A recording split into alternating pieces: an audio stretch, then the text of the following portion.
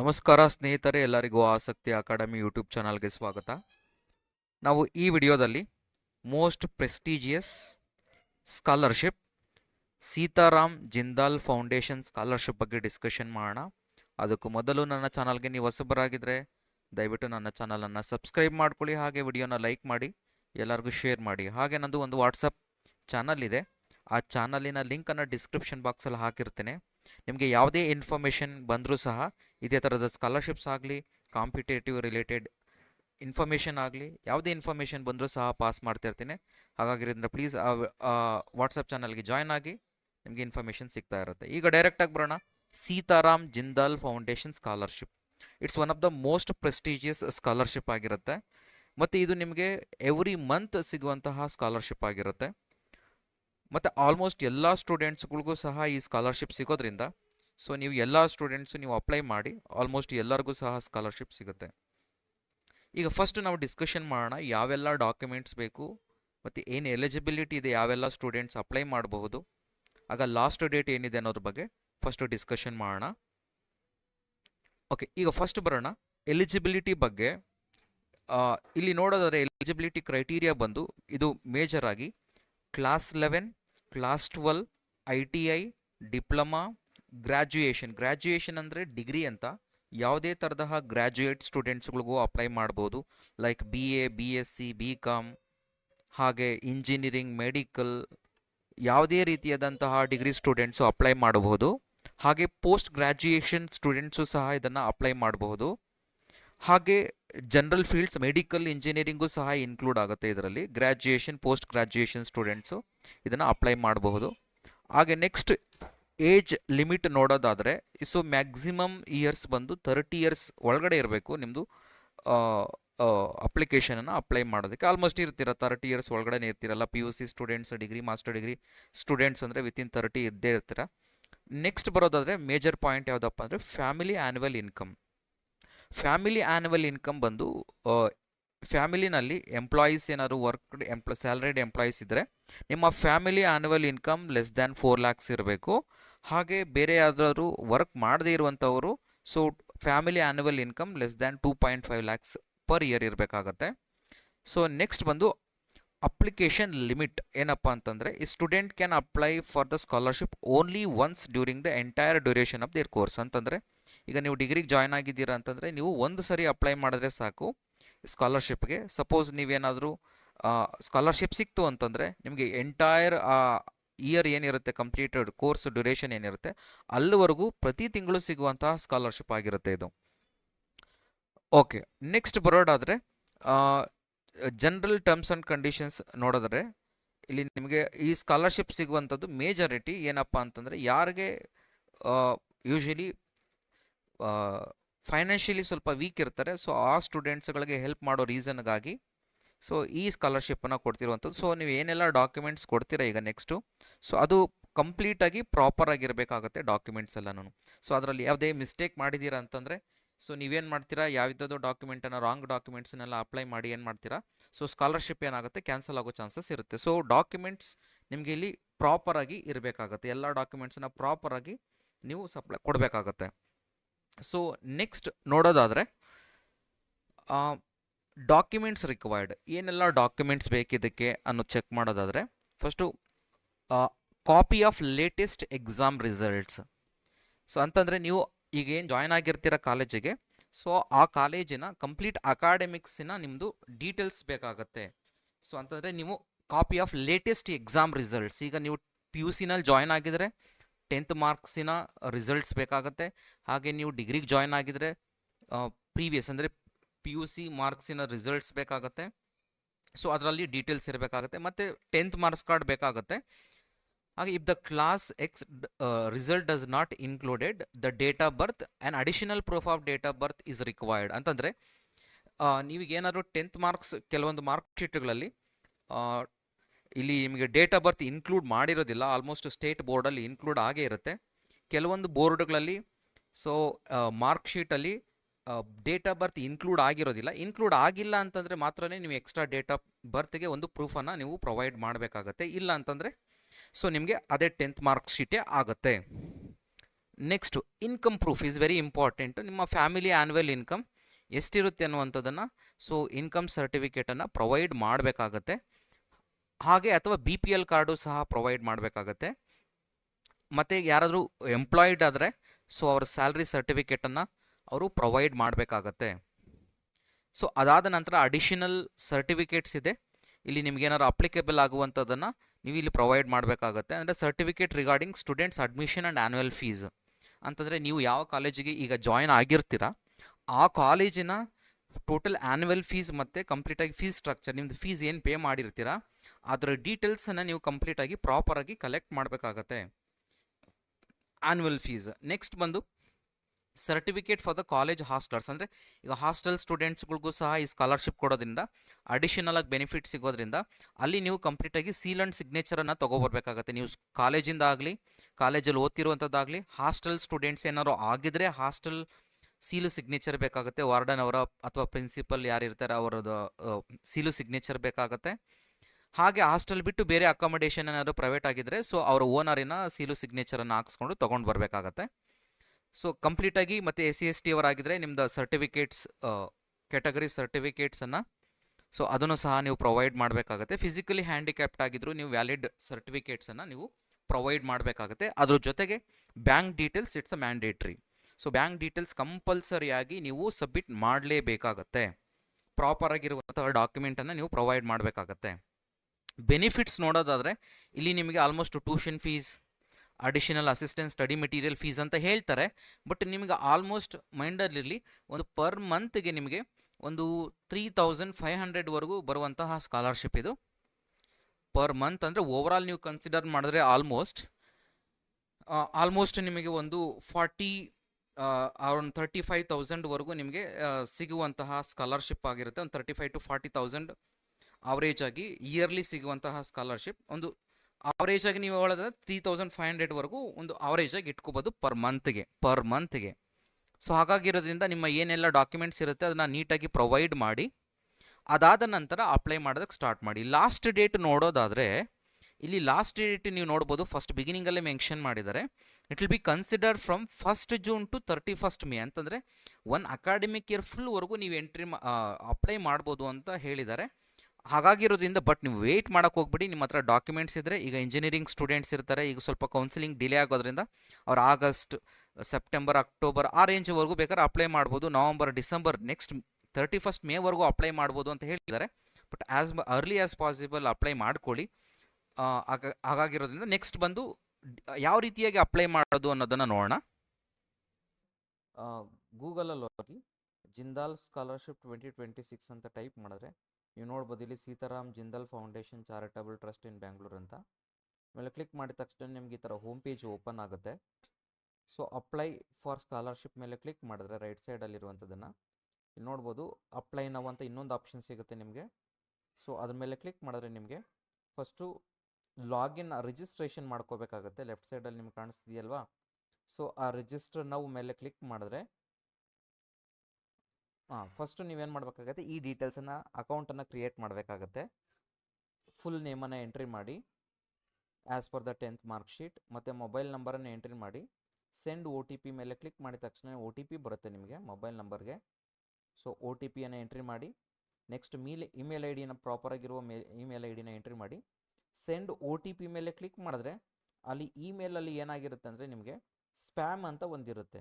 ಸ್ಪ್ಯಾಮ್ಗೆ OTP ಬಂದಿರುತ್ತೆ. ಡೈರೆಕ್ಟಾಗಿ ನಿಮಗೆ OTP ಇದರಲ್ಲಿ ಬರಲ್ಲ. ಸ್ಪ್ಯಾಮ್ ಅಂತ ಒಂದು ಆಪ್ಷನ್ ಇರುತ್ತೆ, ಚೆಕ್ ಮಾಡಿ ಮೇಲಲ್ಲಿ. ಸ್ಪ್ಯಾಮಲ್ಲಿ ಇರುತ್ತೆ ಅದು ಮೇಲು. ಸೊ ಅದನ್ನು OTPಯನ್ನು ಎಂಟ್ರಿ ಮಾಡಿ ಮತ್ತು ಪಾಸ್ವರ್ಡ್ ನೀವು ಕ್ರಿಯೇಟ್ ಮಾಡ್ಕೋಬೇಕಾಗತ್ತೆ. ಸ್ಟ್ರಾಂಗ್ ಪಾಸ್ವರ್ಡನ್ನು ಕ್ರಿಯೇಟ್ ಮಾಡ್ಕೊಳ್ಳಿ. ಅದರಲ್ಲಿ ಆಲ್ರೆಡಿ ಒಂದು ಆಟೋಮೆಟಿಕಲಿ ಒಂದು ಬಂದಿರುತ್ತೆ ಪಾಸ್ವರ್ಡು. ನಿಮಗೆ ಚೂಸ್ ಯುವರ್ ಓನ್ ಪಾಸ್ವರ್ಡ್ ಮೇಲೆ ಕ್ಲಿಕ್ ಮಾಡಿದ್ರೆ ನಿಮ್ಮ ಓನ್ ಪಾಸ್ವರ್ಡನ್ನು ಕ್ರಿಯೇಟ್ ಮಾಡ್ಕೋಬಹುದು. ಆಮೇಲೆ ಕನ್ಫರ್ಮ್ ಪಾಸ್ವರ್ಡ್, ಅದೇ ಥರ ಪಾಸ್ವರ್ಡನ್ನು ಮತ್ತೆ ಇನ್ನೊಂದ್ಸರಿ ಎಂಟ್ರಿ ಮಾಡಿ ರಿಜಿಸ್ಟರ್ ಮೇಲೆ ಕ್ಲಿಕ್ ಮಾಡಿ. ಸೊ ರಿಜಿಸ್ಟರ್ಡ್ ಸಕ್ಸಸ್ಫುಲಿ ಅಂತ ಬರುತ್ತೆ.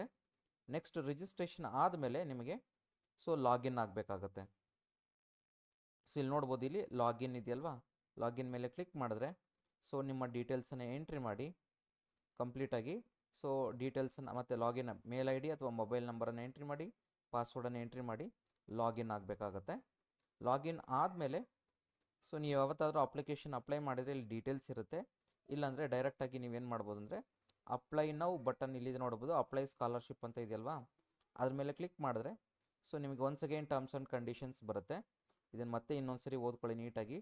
ಸೊ ಅದಾದಮೇಲೆ ಕೆಳಗಡೆ ಕರ್ಸರ್ ಮೂವ್ ಮಾಡಿದ್ರೆ ಇಲ್ಲಿ 3 ಪಾಯಿಂಟ್ಸ್ ಇರುತ್ತೆ, ಅದನ್ನೆಲ್ಲ ಟಿಕ್ ಮಾಡಿ ಕನ್ಫರ್ಮ್ ಮಾಡಿ ಅಪ್ಲೈ ಸ್ಕಾಲರ್ಶಿಪ್ ಮೇಲೆ ಕ್ಲಿಕ್ ಮಾಡಿ.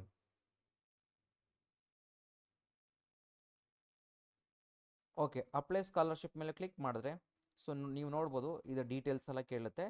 ಫಸ್ಟು ಆಧಾರ್ ನಂಬರ್ ಇದೆ, ಆಧಾರ್ ನಂಬರನ್ನು ಎಂಟ್ರಿ ಮಾಡಿ, ಮತ್ತು ನಿಮ್ಮ name as per the 10th mark sheet entry ಮಾಡಿ, ಜೆಂಡರನ್ನು ಸೆಲೆಕ್ಟ್ ಮಾಡ್ಕೊಳ್ಳಿ, ಮೇಲ್ ಐ ಡಿನ ಆಲ್ರೆಡಿ ನಾವು ಎಂಟ್ರ್ ಮಾಡಿದ್ದೀವಿ, ಮೊಬೈಲ್ ನಂಬರು ಎಂಟ್ರಿ ಆಗಿದೆ, ಡೇಟ್ ಆಫ್ ಬರ್ತನ್ನು ಸೆಲೆಕ್ಟ್ ಮಾಡ್ಕೊಳ್ಳಿ, ಕಂಟ್ರಿ ಆಲ್ರೆಡಿ ಆಟೋಮೆಟಿಕಲಿ ಇದೆ. ಸೊ ಪರ್ಮನೆಂಟ್ ಅಡ್ರೆಸ್ಸನ್ನು ಎಂಟ್ರಿ ಮಾಡಿ, ಪರ್ಮನೆಂಟ್ ಪಿನ್ ಕೋಡನ್ನು ಎಂಟ್ರಿ ಮಾಡಿ, ಪರ್ಮನೆಂಟ್ ಅಡ್ರೆಸ್ಸಿನ ಪಿನ್ ಕೋಡು, ಮತ್ತು permanent city, permanent post office, ಮತ್ತು ಸ್ಟೇಟ್ ಯಾವುದು ಅಂತ ಎಂಟ್ರಿ ಮಾಡಿ, ಮತ್ತು ಪ್ರೆಸೆಂಟ್ ಅಡ್ರೆಸ್ಸನ್ನ ಮೇಲೆದು ಕರೆಸ್ಪಾಂಡೆನ್ಸ್ ಅಡ್ರೆಸ್ಸು ಪ್ರೆಸೆಂಟ್ ಅಡ್ರೆಸ್ ಎರಡೂ ಸೇಮ್ ಇದ್ದರೆ ಸೊ ಅದ್ಮೇಲೆ ಕ್ಲಿಕ್ ಮಾಡಿದ್ರೆ ಆಟೋಮೆಟಿಕಲಿ ನೀವೇನು ಪ್ರೀವಿಯಸ್ ಅಡ್ರೆಸ್ ಪರ್ಮನೆಂಟ್ ಅಡ್ರೆಸ್ ಏನಿರುತ್ತೆ ಆ್ಯಸ್ ಇಟ್ ಈಸ್ ಕಾಪಿ ಆಗುತ್ತೆ. ಅಥವಾ ಡಿಫ್ರೆಂಟ್ ಇದ್ದರೆ ನೀವು ಬೇರೆ ಸಹ ಎಂಟ್ರಿ ಮಾಡ್ಬೋದು. ಸೊ ಎರಡೂ ಸೇಮ್ ಇದ್ದರೆ ಅದ್ರ ಮೇಲೆ ಸೇಮ್ ಮೇಲೆ ಕ್ಲಿಕ್ ಮಾಡಿದ್ರೆ ಆಟೋಮೆಟಿಕಲಿ ಎಲ್ಲ ಡೀಟೇಲ್ಸ್ ಇಲ್ಲಿ ಸೇವ್ ಆಗುತ್ತೆ. ನೆಕ್ಸ್ಟು ಅದಾದಮೇಲೆ ಕೆಲವೊಂದು ಇಲ್ಲಿ ನೋಡ್ಬೋದು ಪಾಯಿಂಟ್ ನಂಬರ್ 19 ಇದೆ, ಫಿಸಿಕಲಿ ಹ್ಯಾಂಡಿಕ್ಯಾಪ್ಟ್ ಇದ್ದರೆ ಎಸ್ ಅಂತ ಸೆಲೆಕ್ಟ್ ಮಾಡ್ಕೊಳ್ಳಿ, ಇಲ್ಲಾಂದರೆ ನೋ ಅಂತ ಸೆಲೆಕ್ಟ್ ಮಾಡ್ಕೊಳ್ಳಿ.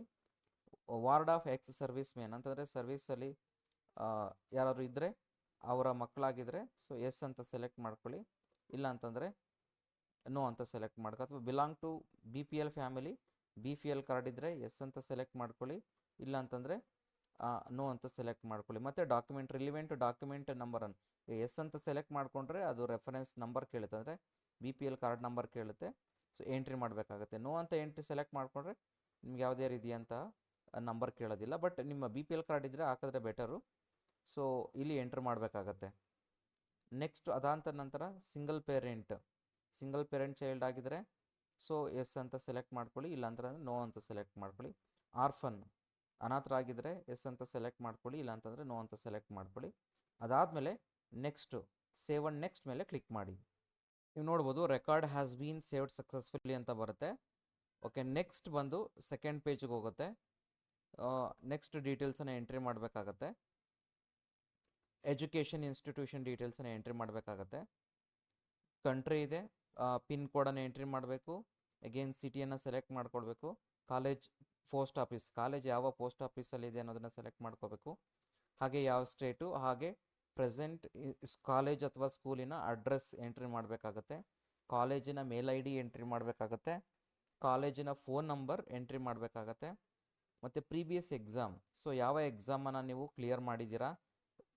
ಈಗ PUC ನಲ್ಲಾಗಿದ್ದರೆ 10th ಸ್ಟ್ಯಾಂಡರ್ಡ್ ಆಗುತ್ತೆ, ನೀವು ಇಂಜಿನಿಯರಿಂಗ್ ಮಾಡ್ತಿದ್ರೆ ಅಥವಾ ಯಾವುದೇ ಒಂದು ಡಿಗ್ರಿ ಮಾಡ್ತಾ ಇದ್ದರೆ ಸೊ ನಿಮಗೆ ಅದು 12th ಆಗುತ್ತೆ. ಸೊ ಯಾವ ಇಯರನ್ನು ನೀವು ಕಂಪ್ಲೀಟಾಗಿ ಪ್ರೀವಿಯಸ್ ಎಕ್ಸಾಮನ್ನು ಕ್ಲಿಯರ್ ಮಾಡಿದ್ದೀರಾ ಅನ್ನೋವಂಥದ್ದನ್ನು ಸೆಲೆಕ್ಟ್ ಮಾಡ್ಕೋಬೇಕಾಗತ್ತೆ.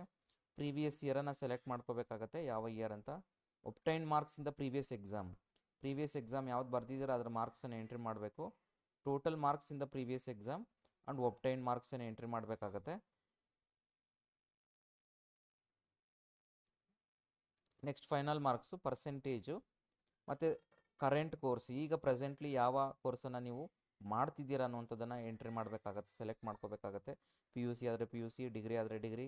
ಇಲ್ಲಿ ನೋಡ್ಬೋದು ಎಂಟೈರ್ ಡಿಗ್ರಿ ಎಲ್ಲ ಕೊಟ್ಟಿದ್ದಾರೆ, BCom, BSc, BBA, MSc, so different BA, B.Ed, so ಎಲ್ಲ ಥರದ ಕೋರ್ಸ್ಗಳಿಗೂ ಸಹ ಇಲ್ಲಿ ನಿಮಗೆ ಆಪ್ಷನ್ಸ್ ಇದೆ. ಸೊ ನೆಕ್ಸ್ಟ್ ಬಂದು ಕೋರ್ಸ್ ಡ್ಯುರೇಷನ್ ಇನ್ ಇಯರ್ಸ್, ಎಷ್ಟು ವರ್ಷ ನಿಮ್ಮ ಕೋರ್ಸು. ಈಗ ಇಂಜಿನಿಯರಿಂಗ್ ತೊಗೊಂಡ್ರೆ 4 years ಇರುತ್ತೆ, ಸೊ ಅದೇ ರೀತಿಯಾಗಿ ನೀವು ಯಾವ್ಯಾವ ಕೋರ್ಸುಗಳಿಗೆ ಜಾಯ್ನ್ ಆಗಿರುತ್ತೆ. PUC ಆದರೆ 2 years ಇರುತ್ತೆ, ಸೊ ಡ್ಯೂರೇಷನ್ ಎಷ್ಟು ವರ್ಷ ಇರುತ್ತೆ ಅನ್ನೋದನ್ನು ಸೆಲೆಕ್ಟ್ ಮಾಡ್ಕೋಬೇಕಾಗತ್ತೆ. Choose your preference, regular, part time, correspondence, evening college, ಅಂದರೆ ನೀವು ಯಾವ ರೀತಿಯಾದಂತಹ ಎಜುಕೇಷನ್ ಮಾಡ್ತಾ ಇದ್ದೀರಾ. ರೆಗ್ಯುಲರ್ ಡೈರೆಕ್ಟಾಗಿ ಕಾಲೇಜಿಗೆ ಹೋಗಿ ಮಾಡ್ತಿದ್ದೀರಾ ಅಥವಾ ಪಾರ್ಟ್ ಟೈಮ್ ಮಾಡ್ತಿದ್ದೀರಾ, ಕರೆಸ್ಪಾಂಡೆನ್ಸಲ್ಲಿ ಮಾಡ್ತಿದ್ದೀರಾ ಡಿಗ್ರಿಯನ್ನು, ನೀವು ರೆಸ್ಪೆಕ್ಟಿವ್ ಯಾವ ಡಿಗ್ರಿ ಮಾಡ್ತಿದ್ದೀರಾ ಅನ್ನುವಂಥದ್ದನ್ನು ಸೆಲೆಕ್ಟ್ ಮಾಡ್ಕೋಬೇಕಾಗತ್ತೆ. ನೆಕ್ಸ್ಟ್ ಆ್ಯನ್ಯುವಲ್ ಫೀಸ್ ನಿಮ್ಮ ಕಾಲೇಜು ಅಥವಾ ಸ್ಕೂಲಿನಲ್ಲಿ ಎಷ್ಟಿರುತ್ತೆ ಅಂತ. ಅಂದರೆ ಈಗ PUC ಓದ್ತಿದ್ರೆ ಯಾವ PUC ನಲ್ಲಿ ಎಷ್ಟು ಫೀಸ್ ಇರುತ್ತೆ, ಅಥವಾ ಡಿಗ್ರಿ ಓದ್ತಿದ್ರೆ ಡಿಗ್ರಿನಲ್ಲಿ ಎಷ್ಟು ಫೀಸ್ ಇರುತ್ತೆ, ಆ್ಯನ್ಯುವಲ್ ಫೀಸನ್ನು ಎಂಟ್ರಿ ಮಾಡಬೇಕಾಗತ್ತೆ. ಮತ್ತು ಕೋರ್ಸ್ ಸ್ಟಾರ್ಟೆಡ್ ಫ್ರಮ್, ಯಾವಾಗಿಂದ ಸ್ಟಾರ್ಟ್ ಆಗಿದೆ, ಯಾವ ವರ್ಷದಿಂದ ಸ್ಟಾರ್ಟ್ ಆಗಿದೆ ಅನ್ನೋಂಥದ್ದನ್ನು ಎಂಟ್ರಿ ಮಾಡಬೇಕಾಗುತ್ತೆ. ಫೈನಲ್ ಎಕ್ಸಾಮ್, ನಿಮ್ಮದು ಫೈನಲ್ ಎಕ್ಸಾಮ್ ಲಾಸ್ಟ್ ಎಕ್ಸಾಮ್ ಯಾವಾಗ ಆಗುತ್ತೆ ಅನ್ನುವಂಥದ್ದನ್ನು, ಫೈನಲ್ ಇಯರ್ ಎಕ್ಸಾಮ್ ಈಗ ನೀವು ಫಸ್ಟ್ ಇಯರಲ್ಲಿ ಇದ್ದೀರಾ, ಫಸ್ಟ್ ಪಿ ಯು ಸಿ ಇದ್ದೀರಾ ಅಂತಂದರೆ next second P U C complete ಆಗೋದು ಈಗ ಫಸ್ಟ್ ಪಿ ಯು ಸಿಗೆ ಜಾಯ್ನ್ ಆಗಿದರೆ ಈಗ 26, ನೆಕ್ಸ್ಟ್ ನಿಮ್ಮದು ಸೆಕೆಂಡ್ ಇಯರ್ ಕಂಪ್ಲೀಟ್ ಆಗುವಂಥದ್ದು 28 ಎಂಟ್ರಿ ಮಾಡಬೇಕಾಗತ್ತೆ. ಆ ರೀತಿಯಾಗಿ ಡಿಗ್ರಿಗಾಗಲಿ ಮಾಸ್ಟರ್ ಡಿಗ್ರಿಗಾಗಲಿ ಯಾವ ರೆಸ್ಪೆಕ್ಟಿವ್ ಕೋರ್ಸ್ ಇರುತ್ತೆ, ಫೈನಲ್ ಇಯರ್ ಯಾವಾಗ ಬರುತ್ತೆ ಅನ್ನೋಂಥದ್ದನ್ನು ಎಂಟ್ರಿ ಮಾಡಬೇಕಾಗತ್ತೆ. ದ ರಿಕ್ವೈರ್ಡ್ ಸ್ಕಾಲರ್ಶಿಪ್ ಅಮೌಂಟ್ ನಿಮ್ಗೆ ಎಷ್ಟು ಬೇಕು ಮಂತ್ಗೆ, ಪರ್ ಮಂತ್ಗೆ ಸ್ಕಾಲರ್ಶಿಪ್ ಇದು ಪರ್ ಮಂತ್ ಸ್ಕಾಲರ್ಶಿಪ್ ಆಗಿರುತ್ತೆ. ಜಾಸ್ತಿ ಎಂಟ್ರಿ ಮಾಡೋಕ್ಕೆ ಹೋಗಬೇಡಿ. ಅರೌಂಡ್ ನಾನು ನಿಮಗೆ ಹೇಳುವಂಥದ್ದು, ರೆಕಮೆಂಡ್ ಮಾಡುವಂಥದ್ದು 3000 ಇಂದ 4000 ಒಳಗಡೆ ಎಂಟ್ರಿ ಮಾಡಿ ಅಂತ ನಾನು ರೆಕಮೆಂಡ್ ಮಾಡ್ತಿರುವಂಥದ್ದು ನಿಮಗೆ. ಸೊ ನೀವು ಎಷ್ಟು ಬೇಕಾದ್ರೂ ಸಹ ಎಂಟ್ರಿ ಮಾಡಿ, ಬಟ್ ಕಡಿಮೆ ಆದಷ್ಟು ಬೆಟರ್ ಆಗಿರುತ್ತೆ, ನಿಮಗೆ ಸಿಗುವಂಥ ಚಾನ್ಸಸ್ ತುಂಬ ಇರುತ್ತೆ. ಸೊ ಹಾಗಾಗಿರೋದ್ರಿಂದ 3000 ಇಂದ 4000 ಒಳಗಡೆ ನೀವು ಎಂಟ್ರಿ ಮಾಡಿದ್ರೆ ಬೆಟರ್ ಅನ್ನುವಂಥದ್ದು ನನ್ನ ಅಭಿಪ್ರಾಯ. ಸೊ ನೀವು ಎಷ್ಟು ಎಂಟ್ರಿ ಮಾಡ್ತೀರಾ ಅನ್ನುವಂಥದ್ದನ್ನು ನೀವು ಡಿಸೈಡ್ ಮಾಡ್ಕೊಳ್ಳಿ. Next, have you applied before ಅಂತಂದರೆ ನೀವು ಯಾವತ್ತಾದ್ರೂ ಅಪ್ಲೈ ಮಾಡಿದ್ದೀರಾ ಇದಕ್ಕೆ ಸ್ಕಾಲರ್ಶಿಪ್ಗೆ, ಈ ಸ್ಕಾಲರ್ಶಿಪ್ಗೆ, ಜಿಂದಾಲ್ ಸ್ಕಾಲರ್ಶಿಪ್ಗೆ ಅಪ್ಲೈ ಮಾಡಿದರೆ ಎಸ್ ಅಂತ ಸೆಲೆಕ್ಟ್ ಮಾಡ್ಕೊಳ್ಳಿ, ಇಲ್ಲಾಂದರೆ ನೋ ಅಂತ ಸೆಲೆಕ್ಟ್ ಮಾಡ್ಕೊಳ್ಳಿ. Next, are you getting any stipend or fees reimbursement or scholarship from any other source? ನಿಮ್ಗೆ ಯಾವ್ದಾದ್ರು ಸ್ಕಾಲರ್ಶಿಪ್ ಅಥವಾ ಫೀಸ್ ರೀಇಂಬರ್ಸ್ಮೆಂಟ್ ಯಾವ್ದಾದ್ರು ಸಿಗ್ತಿದೆಯಾ? ಇದ್ದರೆ ಎಸ್ ಅಂತ ಸೆಲೆಕ್ಟ್ ಮಾಡ್ಕೊಳ್ಳಿ, ಇಲ್ಲಾಂದರೆ ನೋ ಅಂತ ಸೆಲೆಕ್ಟ್ ಮಾಡ್ಕೊಳ್ಳಿ. Have you applied getting scholarship from the minorities welfare department? Minorities welfare ಡಿಪಾರ್ಟ್ಮೆಂಟಿಂದ ಅಥವಾ SC ST OBC ಯಾವ್ದಾದ್ರು ಸ್ಟೇಟಿಂದ ನಿಮ್ಗೆ ಯಾವ್ದಾದ್ರು ಡಿಪಾರ್ಟ್ಮೆಂಟಿಂದ ಸ್ಕಾಲರ್ಶಿಪ್ ಸಿಕ್ತಿದ್ರೆ ಎಸ್ ಅಂತ ಹಾಕಿ, ಇಲ್ಲಾಂದರೆ ನೋ ಅಂತ ಹಾಕಿ. ಮತ್ತು ಕರೆಂಟ್ ಸ್ಟೇ ಅಂದರೆ ಎಲ್ಲಿ ನೀವು ಉಳ್ಕೊಂಡಿರುವಂಥದ್ದು, ಕಾಲೇಜ್ ಹಾಸ್ಟೆಲ್ಲವ ಅಥವಾ PG ರೆಂಟ್ ಅಥವಾ ಮನೆಯಲ್ಲ? ಸೊ ಎಲ್ಲಿ ಉಳ್ಕೊಂಡಿದ್ದೀರಾ ಈಗ ಪ್ರೆಸೆಂಟ್ಲಿ ಅನ್ನುವಂಥದ್ದನ್ನು ಎಂಟ್ರಿ. ಕಾಲೇಜ್ ಹಾಸ್ಟೆಲ್ ಇದ್ದರೆ ಕಾಲೇಜ್ ಹಾಸ್ಟೆಲ್ನ ಎಂಟ್ರಿ ಮಾಡಿಕೊಂಡು ಅದಕ್ಕೆ ನೀವು ಜೊತೆಗೆ ಲೆಟ್ರನ್ನು ತೊಗೊಂಡು ಹೋಗ್ಬೇಕಾಗತ್ತೆ, ಪ್ರಿನ್ಸಿಪಲ್ ಹಾಸ್ಟೆಲ್ ವಾರ್ಡನಿಂದ ಸಿಗ್ನೇಚರನ್ನು ತೊಗೊಂಡು. ಅಥವಾ ನೀವು PG ನಲ್ಲಿ ಅಥವಾ ರೂಮಲ್ಲಿ ಉಳ್ಕೊಂಡಿದ್ರೆ ಸೊ ಓನರ್ ಹತ್ರ ಸಿಗ್ನೇಚರನ್ನು ತೊಗೊಂಡು ಹೋಗ್ಬೇಕಾಗತ್ತೆ, ಈ ಥರ ಉಳ್ಕೊಂಡಿದ್ದಾರೆ, ಇಷ್ಟು ರೆಂಟ್ ಇರುತ್ತೆ ಅನ್ನುವಂಥದ್ದನ್ನು. ಮನೇಲಿ ಆಗಿದ್ರೆ ಸೊ ಯಾವುದೇ ತೊಂದರೆ ಇಲ್ಲ. ಸೊ ಸೆಲೆಕ್ಟ್ ಮಾಡಿಕೊಂಡು ನೆಕ್ಸ್ಟ್ ಸೇವ್ ಅಂಡ್ ನೆಕ್ಸ್ಟ್ ಮೇಲೆ ಕ್ಲಿಕ್ ಮಾಡಿ. ಓಕೆ, ನೀವು ನೋಡ್ಬೋದು ಈಗ success record has been saved successfully ಅಂತ ಬಂತು. ಈಗ ನೆಕ್ಸ್ಟ್ ಸ್ಟೆಪ್ಗೆ ಹೋಗೋಣ. ಸೊ ನೆಕ್ಸ್ಟ್ ಸ್ಟೆಪ್ ಬಂದು it's a parents and guardians ಇನ್ಫಾರ್ಮೇಷನ್ನು. ಸೊ ಪೇರೆಂಟ್ಸ್ನ ಡೀಟೇಲ್ಸನ್ನು ಎಂಟ್ರಿ ಮಾಡಬೇಕಾಗತ್ತೆ, parents name and relation. So ಪೇರೆಂಟ್ಸ್ಗೆ ನೀವು ಏನಾಗುತ್ತೆ ರಿಲೇಷನ್ಶಿಪ್ ನಿಮ್ಮ ಜೊತೆ. ಹಾಗೆ ನೆಕ್ಸ್ಟು ಮೊಬೈಲ್ ನಂಬರ್, ನಿಮ್ಮ ಮೊಬೈಲ್ ನಂಬರ್, ಪೇರೆಂಟ್ಸ್ ಮೊಬೈಲ್ ನಂಬರನ್ನು ಎಂಟ್ರಿ ಮಾಡಿ. ಮತ್ತು ಆಲ್ಟರ್ನೇಟಿವ್ ನಂಬರನ್ನು ಎಂಟ್ರಿ ಮಾಡಿ, ಅದು ಆಪ್ಷನಲ್ ಇದೆ, ಇದ್ದರೆ ಎಂಟ್ರಿ ಮಾಡಿ, ಇಲ್ಲಾಂತಂದರೆ ತೊಂದರೆ ಇಲ್ಲ.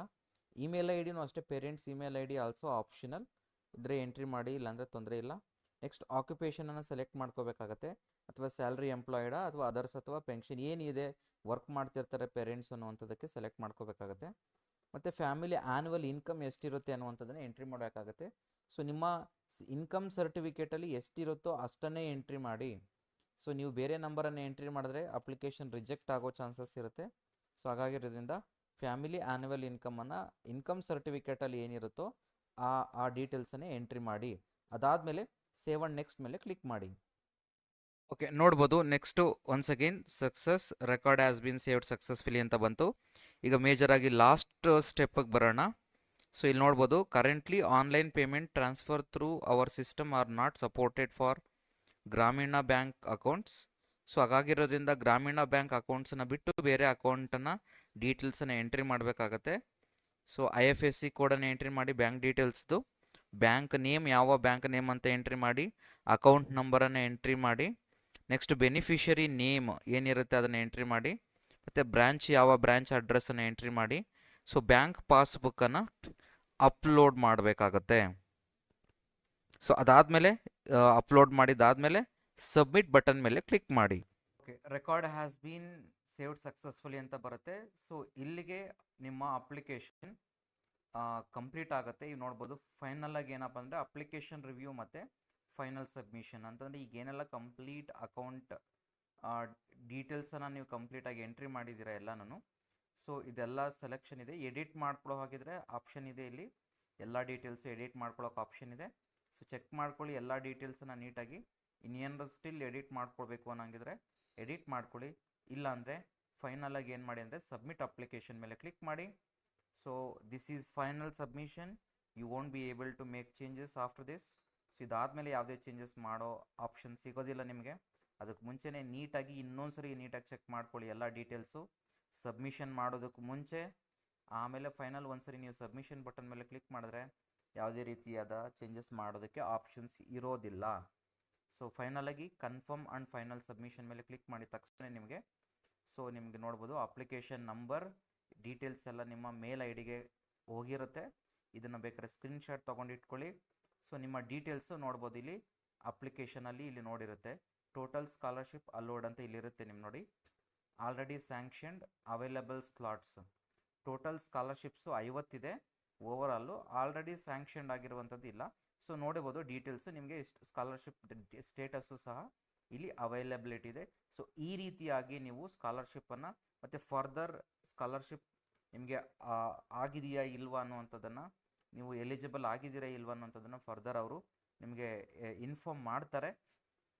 ಇಷ್ಟು ಕಂಪ್ಲೀಟಾಗಿ ನಿಮಗೆ ಡೀಟೇಲ್ಸ್ ಯಾವ ರೀತಿಯಾಗಿ ಅಪ್ಲಿಕೇಶನ್ ಅಪ್ಲೈ ಮಾಡಬೇಕು ಅನ್ನೋಂಥದ್ದಾಗಿ.